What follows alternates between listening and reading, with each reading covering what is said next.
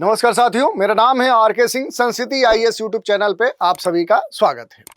आज के एपिसोड में हम जिस मुद्दे की चर्चा करने वाले हैं, ये मुद्दा बड़ा ही महत्वपूर्ण है। और क्यों महत्वपूर्ण है? क्योंकि इस मुद्दे में भारत का जो संबंध है वो जुड़ता है। और बात हम करने वाले हैं रूस बेलारूस के महायुद्धाभ्यास में भारत की जो मौजूदगी है वो अब चर्चा का विषय बनी हुई है। खास तौर पे देखें तो अमेरिका के दृष्टिकोण से, क्योंकि इससे अमेरिका को एक तरह से झटका लग सकता है। इसी मुद्दे की आज हम चर्चा करने वाले हैं।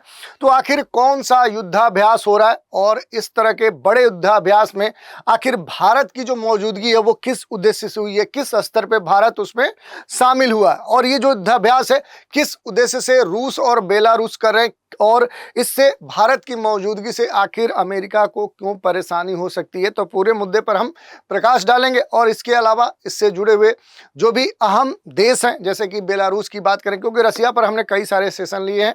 अब इस बार हम बेलारूस के बारे में बेसिक जो जानकारी है, उससे जुड़े हुए जो भी ज्योग्राफिकल लोकेशन है उन पर भी हम चर्चा कर लेंगे। तो चलिए स्टार्ट करते हैं, देखते हैं कि आखिर पूरा ये न्यूज है क्या, और इसके संदर्भ में जो भी महत्वपूर्ण जानकारी है उस पर भी हम जो भी इंफॉर्मेशन है वो साझा करेंगे। देखिए, न्यूज की बात करें तो अमेरिका की धमकी का अब भारत को कहीं से भी डर नहीं है। और रूस और बेलारूस के बीच में हो रहा जो एक बड़ा अभ्यास है उसमें भारत शामिल हो चुका है। और इस कारण से देखें तो चूंकि भारत और अमेरिका के बीच के जो रिश्ते हैं, जो स्थितियां हैं, वो एक तरह से रूस को लेकर तनावपूर्ण बनी हुई है। क्योंकि अमेरिका से जो टैरिफ का एक तनाव भारत के लिए देखने को मिला है, और इसी तनाव की परिस्थितियों के बीच में देखेंगे तो भारत ने रूस के साथ एक संयुक्त सैन्य अभ्यास में हिस्सा लिया है। रूस और बेलारूस के बीच में हो रहा एक बड़ा सैन्य अभ्यास है जिसमें लगभग 1 लाख सैनिक हिस्सा ले रहे हैं, जिसमें भारत भी शामिल हुआ है। और भारत ने रूस और बेलारूस के नेतृत्व में हो रहे इस विशाल सैन्य अभ्यास में, जिसे हम जी-पैड, अगर हम बात करें कि ये जो अभ्यास हो रहा है इसे क्या नाम दिया गया है, तो इसे जी-पैड 2025 नाम दिया गया है। और ये महासैन्य अभ्यास कहा जा रहा है कि इसमें 1 लाख जो सैनिक है वो भाग ले रहे हैं। और इसी में क्या हो रहा है कि भारत शामिल हुआ है। भारतीय जो रक्षा मंत्रालय है, जो डिफेंस मिनिस्ट्री है, उसके अगर सूत्रों की माने उसके हवाले से ये बताया गया कि 5 दिवसीय जो ये अभ्यास है इसमें 65 जो सैन्य कर्मी है भारत के, वो क्या हो रहे हैं, वो शामिल हो रहे हैं, वो हिस्सा ले रहे हैं।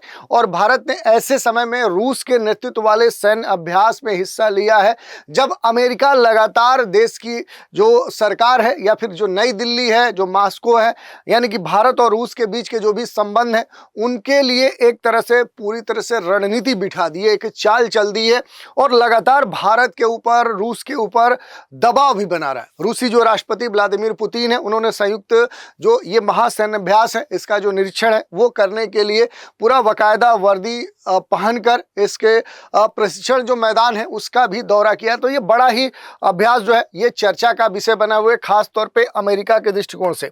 चर्चा में आगे बढ़ेंगे उससे पहले आप सभी के लिए एक महत्वपूर्ण सूचना है। सूचना क्या है? तो संस्कृति आईएएस के द्वारा बड़ा ही एक महत्वपूर्ण जो ऑफर है वो संचालित किया जा रहा है। मिड सितंबर ऑफर के तहत देखें तो यूपीएससी और यूपीपीसीएस के जो भी फाउंडेशन कोर्स हैं पीटी मेंस के लिए, चाहे वो लाइव हो या ऑनलाइन हो, उन सभी कोर्स पर आप देखेंगे तो 50 to 70% की जो डिस्काउंट है वो प्रदान की जा रही है, जिसमें यूपीएससी यूपीपीसीएस के जो फाउंडेशन कोर्स हैं, या फिर यूपीपीसीएस जो फाउंडेशन कोर्स है, या यूपीपीसीएस टारगेट जो बैच है पीटी 2025, इन पर ये छूट प्रदान की जा रही है। खास बात यह है इसके लिए एक समय सीमा निर्धारित की गई है। ये समय सीमा 18 सितंबर से लेकर 22 सितंबर 2025। इसी समय सीमा में इन कोर्स में आप अगर जुड़ते हैं, नामांकन करवाते हैं तो इस छूट का लाभ प्राप्त कर सकते हैं। इसके अलावा भी अगर कोई जानकारी चाहते हैं तो उसके लिए आपको नीचे दिए गए जो नंबर है 9555-124-124 पे कॉल करके जानकारी प्राप्त कर सकते हैं, या संस्कृति आईएएस की जो वेबसाइट है यहाँ विजिट करके भी संबंधित जानकारी आप प्राप्त कर सकते हैं। तो थोड़ा सा अब न्यूज पर आते हैं, क्योंकि ये जो अभ्यास है जी-पैड ये खास तौर पे चर्चा में है। तो अगर जी-पैड की बात करें, जो जी-पैड 2025 है, ये कहा जा रहा है कि इसमें 1 लाख जो सैनिक है वो शामिल हो रहे हैं। और इस अभ्यास में खास तौर पे जो भी परमाणु जो बम वर्षक है, जो एटॉमिक कह सकते हैं कि बम वर्षक है, परमाणु जो बम वर्षक है, उनको खास तौर पे वो आकर्षण का केंद्र है, क्योंकि इसमें भारी जो तोपखाने हैं उनके साथ जो भी अब वर्तमान की परिस्थितियां है उसमें जो युद्ध हो सकता है उसकी तैयारियां खास तौर पे इसमें की जा रही है। और इस पूरे एक्सरसाइज के संदर्भ में जो रूस के राष्ट्रपति हैं उन्होंने ये कहा कि अभ्यास का जो एम है, इसका जो उद्देश्य है, इसकी भी चर्चा की है रूसी राष्ट्रपति व्लादिमीर पुतिन ने। उनका ये कहना है कि हम क्या चाह रहे हैं कि जो रक्षा है, रक्षा जो डिफेंस है, उस सेक्टर को हम मजबूत करना चाह रहे हैं, ताकि अगर आने वाले समय में भविष्य में कोई भी संभावित खतरा अगर सामने आता है तो उस पर हम तत्परता के साथ उसका सामना कर सके। इस तरह की बात यहाँ पर कही गई है। यही नहीं, जो रूसी प्रशासन है या जैसे कह सकते हैं जो क्रेमलिन है, उसने युद्ध अभ्यास के बारे में जानकारी देते हुए ये बताया कि रूस और बेलारूस 41 जो अलग अलग जो प्रशिक्षण स्थल हैं, उन स्थलों पर ये पूरा जो ट्रेनिंग सेंटर है ये संचालित हो रहा है। और इसमें ये भी कहा जा रहा है कि लगभग 333 जो विमान हैं, और यही नहीं, लगभग 247 जो नौसेना के जो जहाज हैं वो इसमें शामिल हो रहे हैं। बहुत सारी जो सबमरीन्स है, जो पनडुब्बियां है, वो भी इस अभ्यास में शामिल हो रहे हैं। और इस सैन्य अभ्यास में देखेंगे तो हिस्सा लेने वाला भारत अकेला कोई भागीदार नहीं है, बल्कि दुनिया के कई सारे देश हैं जो जीपैड 2025 में शामिल हो रहे हैं, जिसमें ईरान है, बांग्लादेश है, बुर्किना फासो है, डेमोक्रेटिक रिपब्लिक ऑफ कांगो है, माली है। तो ऐसे बहुत सारे जो देश हैं वो इस महासैन्य अभ्यास में शामिल हो रहे हैं। खास बात इसमें ये देखने वाली बात है, जिस कारण से ये कहा जा रहा है कि ये रूस बेलारूस के नेतृत्व में होने वाला महासैन्य अभ्यास है, जिसमें भारत और दुनिया के कई सारे जो देश हैं वो शामिल है। खास इसमें बात यह भी देखने को मिल रहा है कि इस सैन्य अभ्यास में अमेरिकी सैन्य जो अधिकारी हैं वो भी पहुंच रहे हैं। खास बात इसलिए हो जा रही है कि ये किसके नेतृत्व में अभ्यास हो रहा है, तो ये रूस के नेतृत्व में अभ्यास हो रहा है। अमेरिकी जो सैन्य अधिकारी हैं वो भी देखें तो इसमें देख सकते हैं कि शामिल हुए हैं, अवलोकन करने के लिए पहुंचे हैं।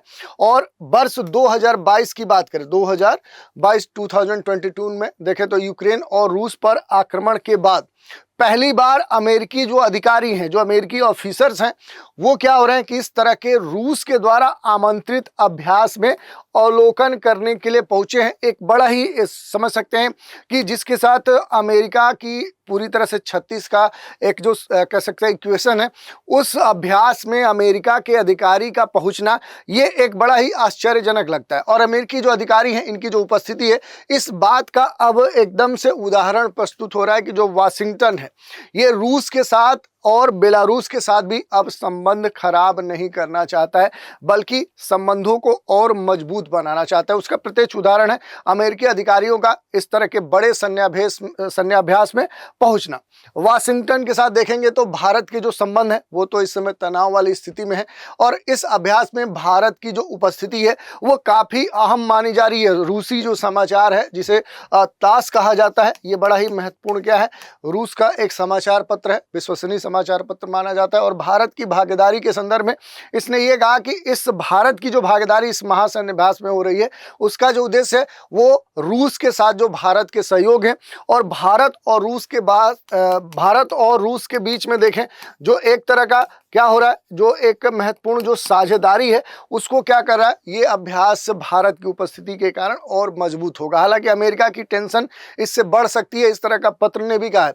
और पिछले महीने ही अमेरिका ने कहा है कि 50% का जो टैरिफ है वो भारत के ऊपर लगा है। और इसमें खास तौर पर देखेंगे तो ये जो टैरिफ लगाया गया, जो कि भारत पे पहले 25% का टैरिफ लगाया गया था, बाद में फिर से अमेरिका ने 25% का अतिरिक्त टैरिफ लगाया। उसके पीछे कारण उसने बताया था कि जो भारत है वो यूक्रेनी युद्ध को फंड कर रहा है, यानी कि रूस और यूक्रेन के बीच में एक जो युद्ध चल रहा है उसमें जो फंड है वो रूस को कहां से मिल रहा है, वो भारत के माध्यम से मिल रहा है। और इसे कहीं ना कहीं आधार बनाते हुए भारत के ऊपर और 25% का अतिरिक्त जो टैरिफ है वो अमेरिका ने लगाया। और ये अमेरिका ने एक तरह से धमकी दी भारत को कि वो अपने सारे जो रिश्ते हैं वो एक तरह से रूस के साथ खत्म करे, खासतौर पर व्यापारिक रिश्ते, तेल या ऊर्जा संसाधन से जुड़े हुए जितने भी ट्रेड एग्रीमेंट है उन्हें क्या करे, ख़त्म करें।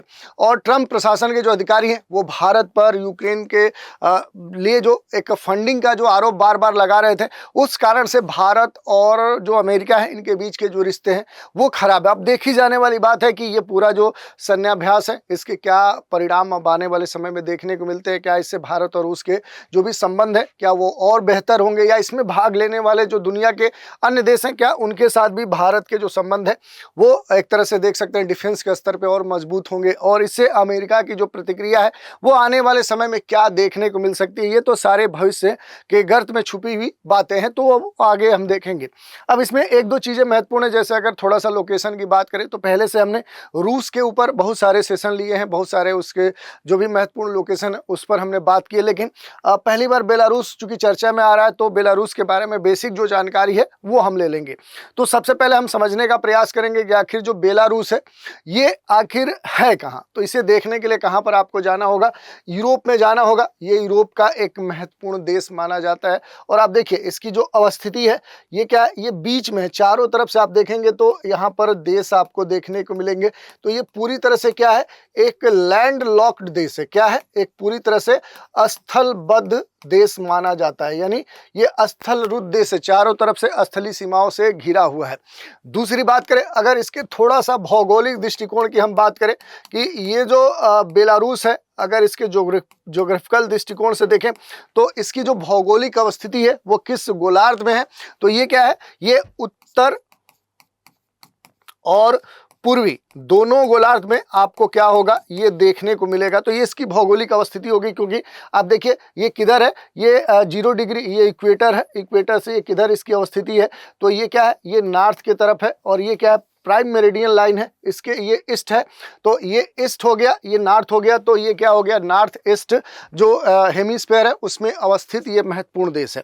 यहाँ पर अगर आप बात करेंगे कि कौन कौन से देश हैं जिनसे ये अपनी सीमाएं साझा करता है, तो जो भी सीमावर्ती बेलारूस के देश हैं अगर उनकी हम बात करें कि कौन कौन से महत्वपूर्ण देश हैं, तो यहाँ पर कुछ महत्वपूर्ण देश आपको देखने को मिलेंगे जिससे क्या करता है कि बेलारूस अपनी सीमाएं साझा करता है। तो देखिए इसमें सबसे जो महत्वपूर्ण नाम आएगा आपको किसका देखने को मिलेगा, तो वो आपको रूस देखने को मिलेगा। रूस के अलावा अगर देखेंगे तो एक बड़ी जो सीमा है वो बेलारूस किसके साथ साझा करता है, तो वो यूक्रेन के साथ साझा करता है। इसके अलावा अगर आप देखेंगे तो तीसरा जो देश आपको देखने को मिलेगा वो पोलैंड देखने को मिलेगा। और इसके अलावा यहाँ पर देखेंगे तो लिथुआनिया और जो लाटविया जैसे जो देश हैं वो भी क्या करते हैं, वो किससे सीमा साझा करते हैं, बेलारूस से। तो ये कुछ महत्वपूर्ण देश हैं जो क्या करते हैं, बेलारूस के साथ अपनी जो सीमाएं हैं वो साझा करते हैं। खास बात अगर यहाँ पर देखेंगे कि बेलारूस की जो राजधानी है वो मिन्स्क है। थोड़ा सा और इसके बड़े मैप की हम चर्चा करेंगे। ये देखिए पॉलिटिकल इसका मैप है और इसकी जो राजधानी है वो मिन्स्क है। और यहाँ पर दिखाया गया कि कौन कौन से इसके चारों तरफ देश हैं, उनके कौन से राजनीतिक जो क्षेत्र हैं जिनके बारे में हम देख सकते हैं, जो ये क्या होते हैं, ये बेलारूस से अपनी सीमाएं साझा करते हैं। अब थोड़ा सा इसके भौतिक और जो थोड़ा सा राजनीतिक जो परिप्रेक्ष्य है उसमें इस पूरे मैप को हम देखने का प्रयास करें तो देखिए इसका जो पूरा जो क्षेत्रफल है वो लगभग देखेंगे 80,153 क्या है, ये वर्ग मील है। ये क्या है, इतना 81,000 लगभग डेटा जो आता है 153 जो वर्ग मील है वो ये क्या है, ये एरिया का ये फैला हुआ क्षेत्र है। खास बात है कि ये जो पूरा बेलारूस का क्षेत्र है, ये बेलारूस यूरोप में देखेंगे तो एक तरह से चारों तरफ से घिरा हुआ है। आपने बताया नहीं कि इधर से आके पूरा रसिया का क्षेत्र, इधर लाटविया लिथुआनिया, इधर रसिया, इधर यूक्रेन, फिर इधर देखिए पोलैंड, तो चारों तरफ से स्थलबद्ध घिरा हुआ जो देश है उस रूप में जाना जाता है। एक तरह से इसका जो भू आकृति है, अगर इसके फिजियोग्राफी की बात करेंगे या फिर टोपोग्राफी की बात करेंगे तो ये क्या है, ये एक तरह से आप देखिए तो पूरी तरह से प्लेन रीजन है। ये क्या है, एक समतल क्षेत्र है। जैसे बहुत सारे अलग अलग क्षेत्रों में हम जाते हैं, जैसे हमने कल सऊदी अरब पढ़ा, कतर पढ़ा, तो वहाँ की जो टोपोग्राफी है वो अलग अलग होती है। तो ये क्या है, एक तरह से समतल क्या है, भूभाग माना जाता है पूरा जो बेलारूस है। और अलग अलग जो हिमनद है उनकी हलचल और नदी के जो कटाव है उनसे ये पूरा बना हुआ है। यहाँ सबसे कई सारी बड़ी जो चोटियाँ हैं वो भी आपको देखने को मिल सकती हैं। बहुत सारी जो नदियाँ हैं उनकी अवस्थिति हमें देखने को मिल सकती है। और बेलारूसी जो है ये पोलिसिया जो देश है उसके सबसे दक्षिण भाग में अवस्थित है। थोड़ा इससे जुड़े हुए और भी महत्वपूर्ण क्षेत्र हैं, उनके बारे में हम बात करेंगे। जैसे से राजधानी क्षेत्र तो हमने देख लिया कि आखिर जो पॉलिटिकल स्तर पे राजधानी इसके मध्य में जो मिन्स्क है वो अवस्थित है। इसके अलावा कई सारे जो बड़े बड़े सिटीज़ हैं जो यहाँ के लिए महत्वपूर्ण है, उसमें अगर आप देखेंगे तो इधर होमेल जो है, जो ब्रेस्ट है, मोरोडना जो है, ये कुछ बड़े शहर हैं इसके जो काफ़ी महत्वपूर्ण माने जाते हैं। यहाँ पर जो सबसे नीचे आएंगे तो यहाँ पर एक महत्वपूर्ण नदी देखेगी, प्रिप्यात रिवर। ये जो नदी है इस क्षेत्र में बड़ा ही महत्वपूर्ण है, क्योंकि जो भी पोलिसियाई मीठे पानी के जो जलाशय हैं उनके लिए सबसे जो महत्वपूर्ण नदी यहाँ पर है वो प्रिप्यात नदी है। और ये संचार, ये मीठे फ्रेश वाटर का कह सकते हैं कि फ्रेश वाटर का एक बड़ा सोर्स है। इसके अलावा देखेंगे तो नौवहन का क्या है, एक बड़ा ही महत्वपूर्ण साधन भी माना जाता है। तो नौवहन के साथ क्या है, संचार का एक बड़ा साधन माना जाता है बेलारूस में इस नदी को। इसके अलावा अगर थोड़ा सा हम डिटेल में बात करेंगे, देखेंगे जो भी महत्वपूर्ण जो पर्वतीय क्षेत्र हैं, जो नदी क्षेत्र है, लेकिन इसके लिए हम थोड़ा सा इसे क्या करेंगे, क्लासिफाइड करेंगे कि जो पूरा बेलारूस का क्षेत्र है, इसका बड़ा मैप है, ये बेलारूस का पूरा क्षेत्र आपको देखने को मिल रहा है। और इस पूरे बेलारूस में अगर हम बात करेंगे तो इस पूरे क्षेत्र को मूल रूप से आप देखेंगे तो 4 क्षेत्रों में क्या किया जाता है, विभाजित किया जाता है। कौन कौन से क्षेत्र होते हैं, तो देखिए पहला जो होता है बेलारूसी जो कटक क्षेत्र है, बेलारूसी जो रिज वाला क्षेत्र है वो इसमें सबसे महत्वपूर्ण होता है। और ये क्या होता है, ये मध्य वाला क्षेत्र, उत्तर और मध्य वाला जो क्षेत्र है ये क्या कहलाता है, ये बेलारूसी कह सकते हैं कि जो कटक है ये कटक वाला रीजन कहलाता है। और ये कहाँ पर देखने को मिलेगा, तो बेलारूस में उत्तर और मध्य वाला जो क्षेत्र है वो क्या कहलाता है, वो यही क्षेत्र कहलाता है। इसकी विशेषताओं की अगर बात करेंगे तो एक तरह से दक्षिण पश्चिम से उत्तर पूरब की तरफ फैली हुई जो निचली पहाड़ियां हैं उनसे ये पूरा निर्मित होता है। और ये जो कटक है या ये पूरा रिज वाला जो क्षेत्र है, ये कटक देश की जो भी महत्वपूर्ण जो नदी प्रणालियां हैं, जो रिवर सिस्टम है, उनको एक तरह से 2 भागों में एक तरह से बांटता है। जल के संदर्भ में देखेंगे तो 2 मुख्य जो जल निकासी है वो घाटियों के संदर्भ में विभाजित होता है। इधर चूंकि थोड़ा सा मैप पे अगर आप देखेंगे तो आप समझ पाएंगे कि एक तरफ क्या है, इधर आप देखेंगे तो जो ब्लैक सी है वो आपको देखने को मिलेगा, और दूसरी तरफ क्या है कि जो बाल्टिक सी है वो आपको देखने को मिलेगा।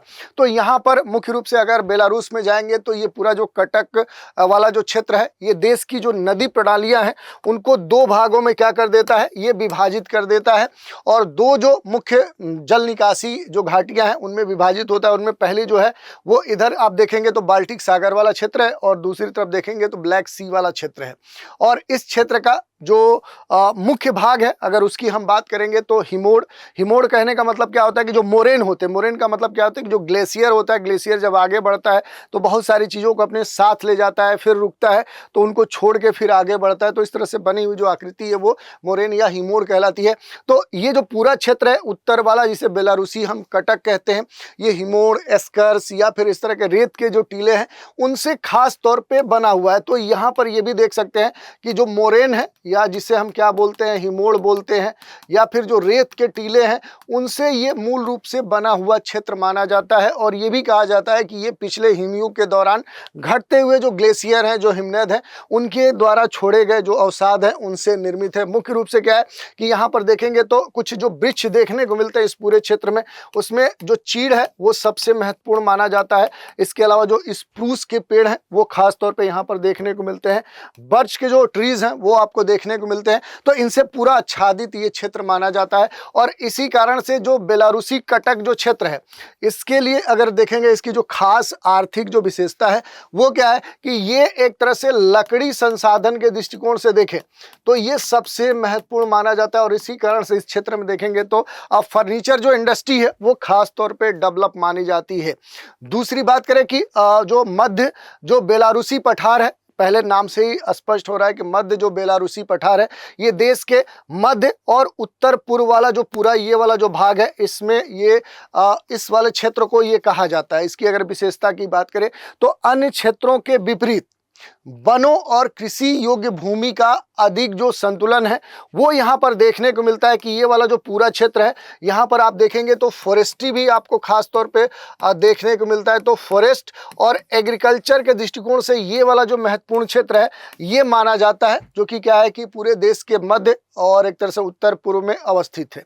अन्य क्षेत्रों के विपरीत ये थोड़ा सा अलग है। यहाँ पर एक मिक्स्ड पूरा जो व्यवस्था एक तरह से देखने को मिलता है जिसमें आप फॉरेस्ट्री और एग्रीकल्चर से जुड़ी हुई विशेषताओं को देख सकते हैं। और इस पूरे क्षेत्र में देखेंगे तो बहुत सारी जो नदियां हैं आपको, जैसे नीपर या इस तरह इधर आप देखेंगे तो जो बिरजिन्ना जो रिवर है वो आ रही है, इधर से नेमन नदी आ रही है। तो बहुत सारी जो नदियां हैं वो इस क्षेत्र में आपको देखने को मिल सकती हैं।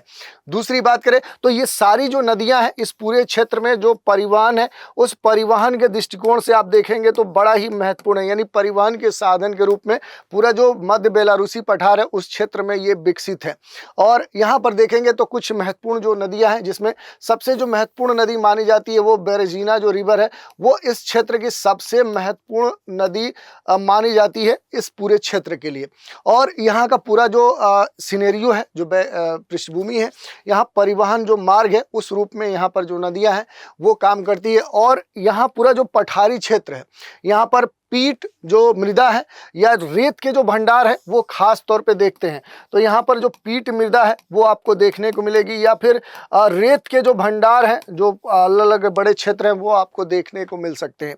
तो ये हमने दो पार्ट देख लिए, यहाँ पर बेलारूसी जो कटक है और दूसरा हमने देख लिया मध्य बेलारूसी जो पठार है। अब इसमें तीसरा जो इसका विभाजन है वो नेमन बेसिन क्षेत्र है। अब नेमन बेसिन क्षेत्र की अगर बात करेंगे तो यहाँ पर एक महत्वपूर्ण जो नदी है वो आपको देखने को मिलेगी। वो कौन सी नदी है? वो नेमन रिवर है। उत्तर पश्चिम में ये अवस्थित है। आप देखिए तो इसका जो भौगोलिक अवस्थिति है क्या, बेलारूस के अगर आप उत्तर पश्चिम में आएंगे तो यहीं पर क्या देखने को मिलेगा, नेमन बेसिन क्षेत्र देखने को मिलेगा। और ये प्रमुख जो नदी नेमन रिवर है बेलारूस की, उसी के अपवाद क्षेत्र में अवस्थित है। एक तरह से देखें तो इधर से ये फिर बाल्टिक सागर में इसका अपवाद आगे ये जाकर मिल जाती है। और ये जो बेसिन क्षेत्र है ये खास तौर पर महत्वपूर्ण है, ये जो बेसिन क्षेत्र है, क्योंकि बेलारूस में कृषि के दृष्टिकोण से ये सबसे खास क्षेत्र माना जाता है। यहाँ पर खास तौर पे जो कृषि है उसके तहत देखेंगे तो विशेष रूप से आलू, सन, अनाज की जो खेती है वो यहाँ पर की जाती है। और यहाँ पर कई सारे जो छोटे छोटे जो झील हैं वो आपको देखने को मिल सकते हैं। और यहाँ पर आप देखेंगे तो इस सभी झीलों में से जो नराज झील है वो सबसे बड़ी जो झील है उस रूप में यहाँ पर अवस्थित है। तो ये हमने देख लिया। और यहाँ पर अगर देखेंगे तो जल स्रोत की अगर बात करेंगे कि जो भी बेलारूस है यहाँ पर महत्वपूर्ण जो वाटर सोर्स हैं वो कौन कौन से हैं, तो पूरा आप देख सकते हैं यहाँ पर कई सारी जो नदियां हैं उनका पूरा एक विस्तार आपको देखने को मिल सकता है। नदियों के साथ कई सारे छोटे बड़े जो झील हैं वो भी बेलारूस में आपको देखने को मिल सकते हैं।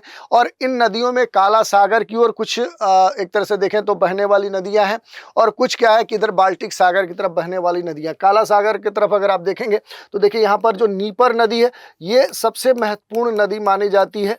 दूसरी बात करें तो दक्षिण की ओर बहने वाली महत्वपूर्ण नदियों में ये मानी जाती है। एक तरह से इधर से आप देखेंगे तो रसिया से होते हुए फिर क्या है कि ये आगे बढ़ते हुए फिर इधर क्या है कि ये नीपर नदी आगे बढ़ते हुए कहाँ जा रही है, ये ब्लैक सी की तरफ बढ़ रही है।